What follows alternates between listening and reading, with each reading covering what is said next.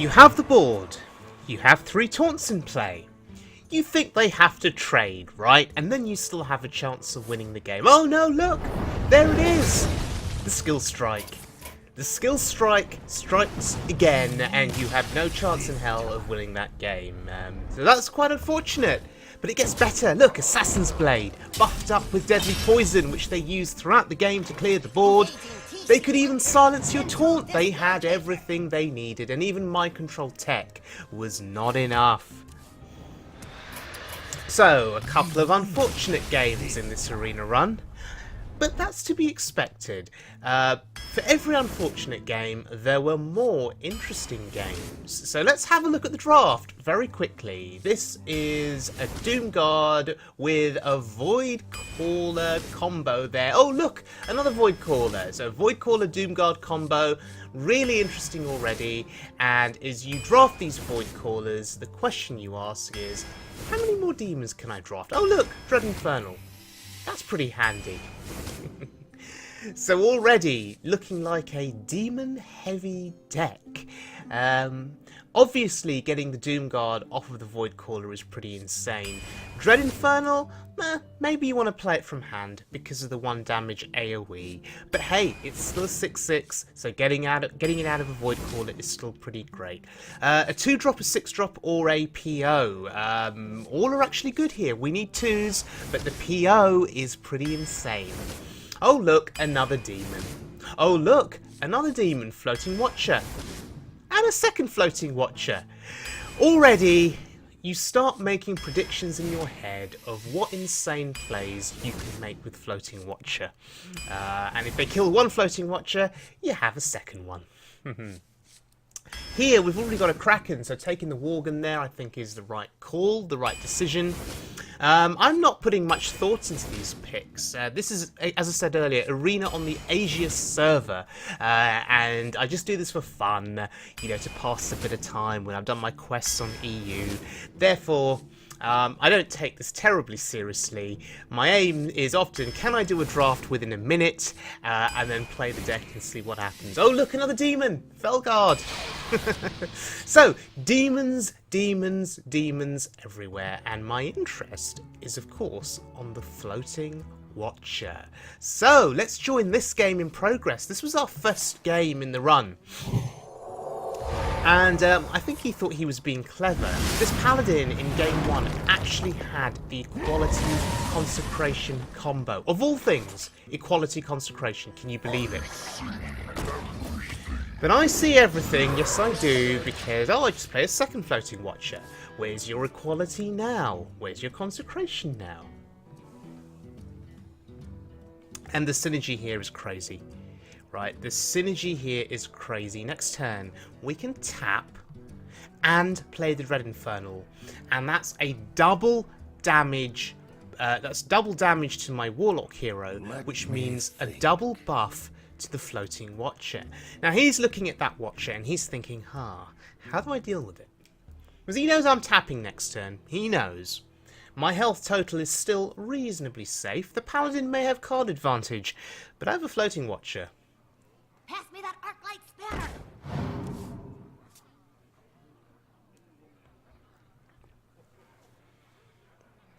So he's fishing for a solution. No mission invented there. Fishing for something that he can use. Maybe a Humility. Maybe Naldor Peacekeeper.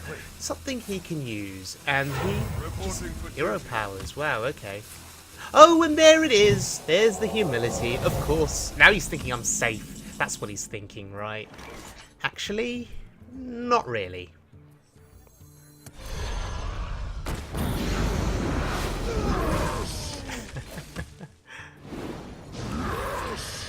Yes, yes, yes, yes, says the Floating Watcher. Lots of people playing Bog Creeper now. And of course it's a card that I drafted. It's such a good taunt. Such an amazing taunt. Oh look. Double damage again to our face. That means a double buff. How insane. Yes. It's a shame. We're one off killing it with a trade. We're actually one off. That's really unfortunate. Well, I guess we've got a double trade then, right? Paladin's thinking, yeah, we're safe. That can be consecrated. No. No. Blizzard's at 4 health now. So if you want to attack into that floating watcher, you will have to get through the taunt. You will then have to tank 9 damage if you've got a true silver. Good luck doing that. And there it is. He blew his equality consecration combo very early, and we just refueled the board. It was as simple as that. Not bad at all. Well, that was win number 1. This next highlight, going up against the mage. Now, Blizzard, and he's thinking, right, now I can get some trades into that floating watcher. The problem is, Blizzard only doing 2 damage, and I've got a taunt in hand. I can buff up my floating watcher. It's going to be really difficult now to kill that thing. The question is, do I feel like I want to protect it? I think the answer is a probably yes. Probably yes. But the question is, what else do I want to play? Because I'm going to lose a mana crystal, right? I'm going to lose a mana crystal.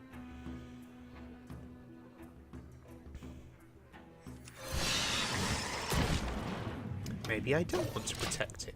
Maybe I'm thinking, right, if you clear that floating watcher, good for you. But I have a 5/5 Wind Fury minion. So now that's saying there are 2 massive targets on the board. Okay, Abusive Sergeant. Do you have another buff? We must cleanse the sun. Yes, you do. Look at the amount of investment. The amount of investment that is going into killing one of these 2. He's actually... Yeah, he's going for the float. No, he's going face. No, he's not. He's trading. But he left the floating watcher on board. Engaging TC-130 into dislocator. Whatever. Well, I have 10 damage if I tap, which I guess is the same as the 5/5 that died. Of course, do I have any propensity for lethal here? If I tap, it goes to 10. I have the direwolf 11 plus 4 from PO 15. It is not lethal. It is not lethal. So I'm actually going to protect my board here, but I'm going face.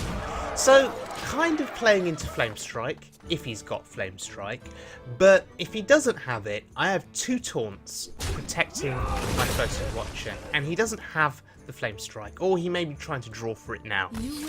And no, he doesn't. No Flame Strike equals we win the game.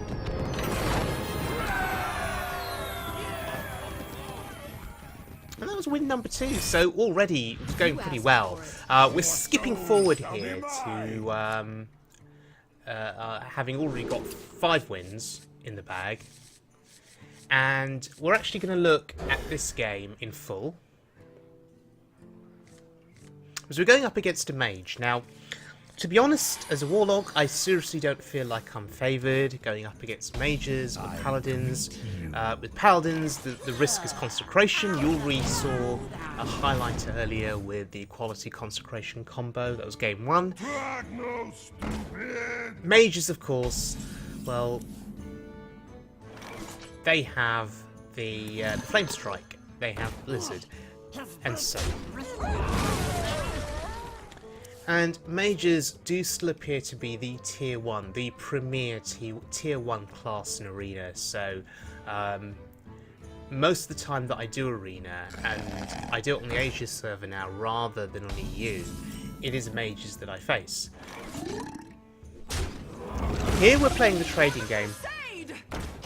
And the sad thing is, as much as you want to play the trading game, in the end, if they have a Flame Strike, you just lose, right?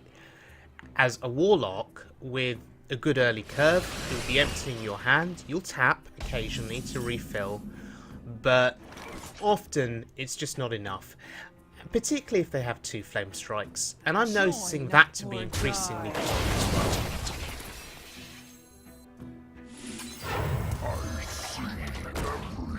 So we bring out the Floating Watcher, and it's sort of saying to him, do you have an answer for it?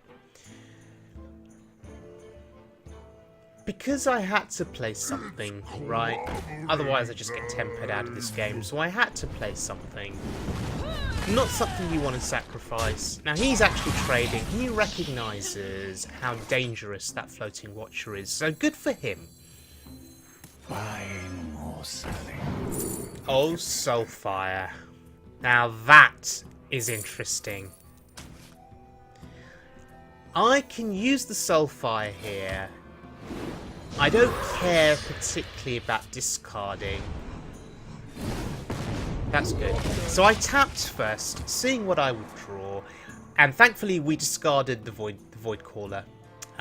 Keeping the Doomguard and the Infernal intact. Direwolf Alpha very useful, Power Overwhelming very, very useful. Obviously, Void Caller was good in terms of getting one of our other demons out on board, but it's okay, right? It's okay, because I can keep tapping. The question is here, do I actually want to tap? I mean, what I could do is I could Dread Infernal trade. So many possibilities. But is that good for me? Is that good for my Floating Watcher?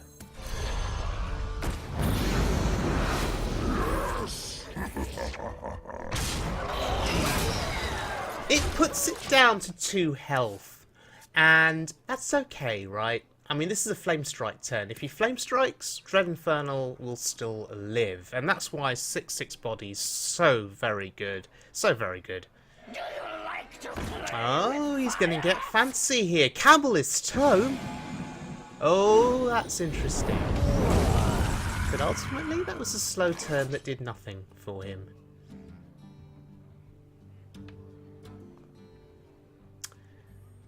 My Floating Watcher is still alive. So I could Doomguard and tap. I'm looking for lethal. I don't think there's lethal here. If I had 8 mana, I could tap PO Doomguard. If I tap, that is 16 on board.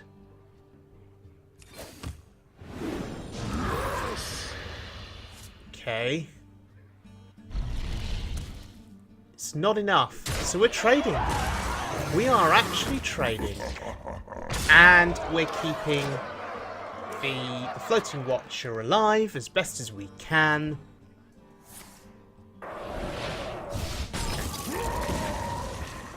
So the Floating Watcher meets its untimely end. Very unfortunate. But we've still got a 6 and a 6 on board. And somehow I don't think Funnel Cakes is going to be enough. I mean, he's back up to 20 now. But we can try our best to control the board.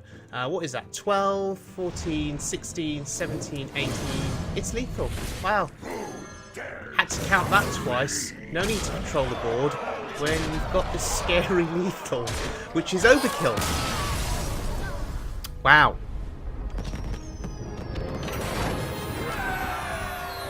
That's pretty good. Okay. This next game, we're going for 8 wins. It's against the Paladin. We get the Flame Imp start, which is pretty insane. And this will be the last game in this video. This was an 8-win run in the end, which I was really proud of.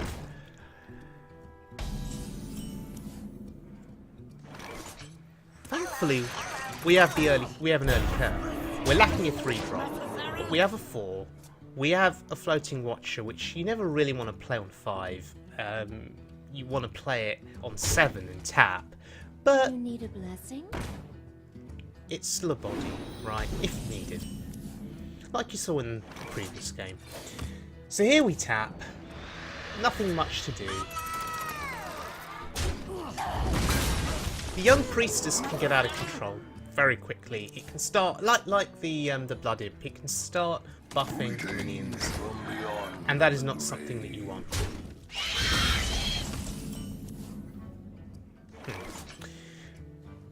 Well, taunt is pretty good here, right? Or the funnel cakes. Do we want the funnel cakes, or the taunt, or the dragon? Okay, I'm using the dragon because it is discounted here. So I just want to take advantage of the discount. And I was going to try and see if he had an answer. Well, it's not an answer, but it's a block, a taunt in the way. So, I guess we play our own taunt now. So, we're protecting our 6 attack minion. We're going to sacrifice the 5/4. Let's see if he's got an answer to this. Our hand is quite heavy. It is clogged up a little bit. We've got the Bog Creeper, we have our Wind Fury minion, we have the Floating Watcher, we have Funnel Cakes. Bit of a heavy hand going into turn 6. More than likely it'll be Mr. Funnel Cakes that gets played, maybe with a tap to draw another card. Maybe we can outvalue him with cards going into the mid to late game. None may steal Keeper of Alderman, pretty insane. Abusive Sergeant with that, even more insane. And he now has the board. Wow.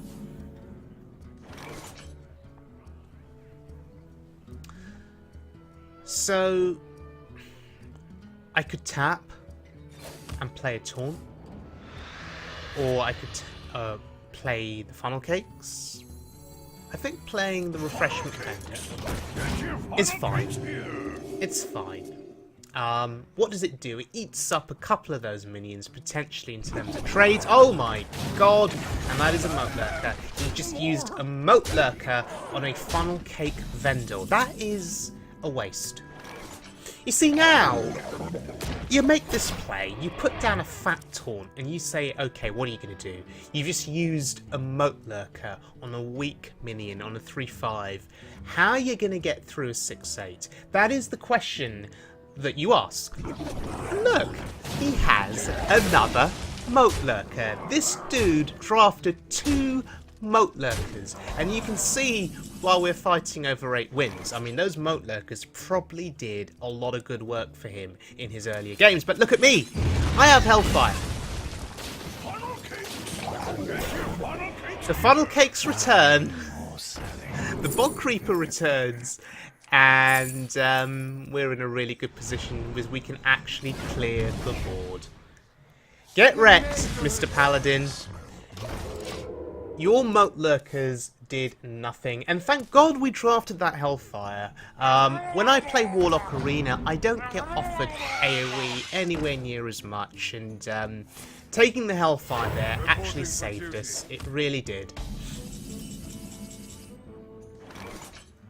So, in this game, Hellfire was the key. In previous games, it was the Floating Watcher, or the Watchers, that were the key. And that's why I love playing Warlock Arena. It's all really quite flexible. You can draft a zoo-style deck. You can draft a demon-heavy deck. And they all work pretty well. Obviously, with a demon-heavy deck, you need Void Callers. And they need to come out and be available, obviously.